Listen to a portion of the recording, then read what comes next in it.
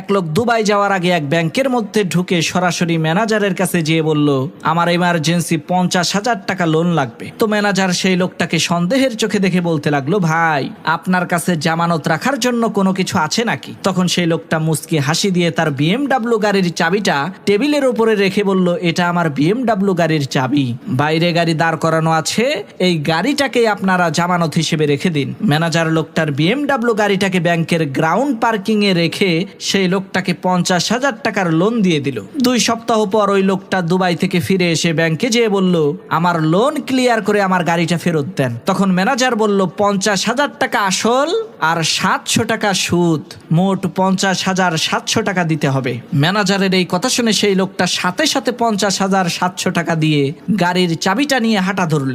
লোকটার এই কাণ্ড দেখে সেই ব্যাংকের ম্যানেজার বলল, ভাই আমরা খোঁজ খবর নিয়ে দেখেছি আপনি কোটি কোটি টাকার মালিক, কিন্তু হঠাৎ করে আপনার এই 50,000 টাকার প্রয়োজন হলো কেন, সেটা তো বুঝতে পারলাম না। তখন সেই লোকটা মুচকি হাসি দিয়ে ম্যানেজারকে উদ্দেশ্য করে বলতে লাগলো, ভাই আমার 2 সপ্তাহের জন্য ব্যবসায়িক কাজে দুবাই যাওয়ার প্রয়োজন ছিল, বাহিরের পার্কিং এ গাড়ি রাখতে গিয়েছিলাম, 2 সপ্তাহের জন্য 5,000 টাকা চায়। তখন চিন্তা করলাম ব্যাংকের চাইতে সস্তা আর সুরক্ষিত জায়গা তো কোথাও নাই, তাই 50,000 টাকার লোন নিয়ে 5,000 টাকার কাম 700 টাকায় সেরে ফেললাম।